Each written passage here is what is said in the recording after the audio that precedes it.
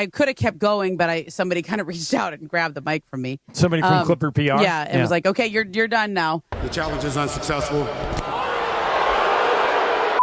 Yo, I gotta say, I love the internet because back in the day, this type of stuff would never come out. You wouldn't hear about it unless you knew Ramona herself. But now we know what happened because, boy, she was cooking. What is your understanding of the endorsement deal that you had with the company that's being talked about, Aspiration, and did you perform any services for them? When you say understanding, what do you mean? Like of the contract you signed and how much money you were to receive? That's what it is. Well, I think the allegation was that you didn't perform any services for them. Is that accurate, or did you do things for them? I don't think it's accurate. If you watch this clip closely, you can see it in Kawhi's eyes. It's so subtle because Kawhi is basically a robot. He doesn't express or emote much at all, but you can see the subtle shift in his eyes, in his face, when she's coming with that heat that he did not expect. And I will say this, it's important to note, because people are like, why were you the only one asking those questions? There were 5 or 6 other reporters in the room.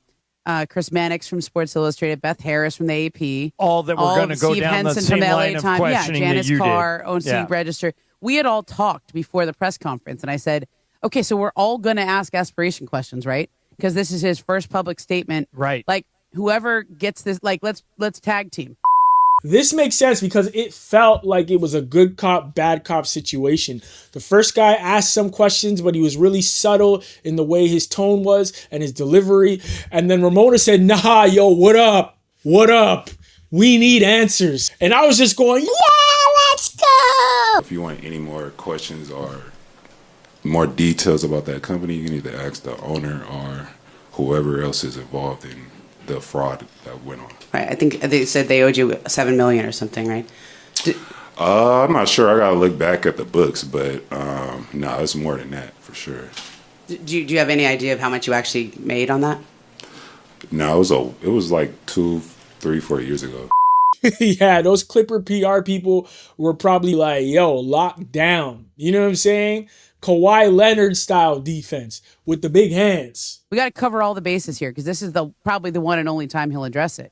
And they all had their hands raised and they weren't being called on. Right. The Clippers were playing defense. They were, Chris Mannix was kind of in the back of the room and he was, wildly waving his hand.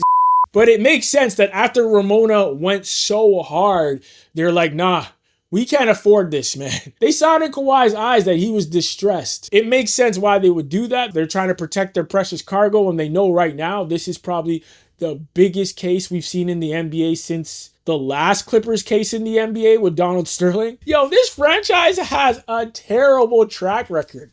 They can never seem to win. They can never get over the hump. And every 4 years or so, they have an terrible case with the owners that seems to always leak out. Yo, part of me thinks that somebody in the Lakers organization is setting them up. Can I ask a question? Do you think Clippers PR called on you because they thought you would be not as...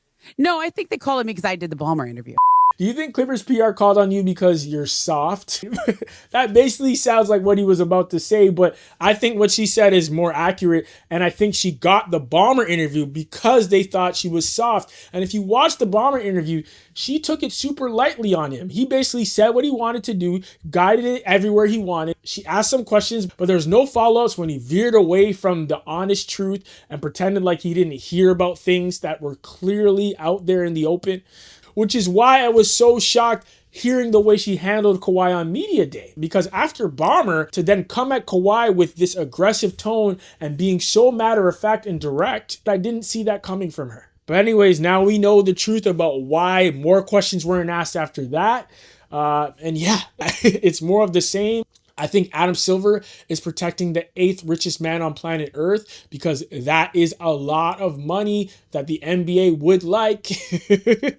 And you don't want to piss off somebody with that much power and that much money. So I personally think that Adam Silver and the league are going to make this go away, even if the evidence is glaring, which it is.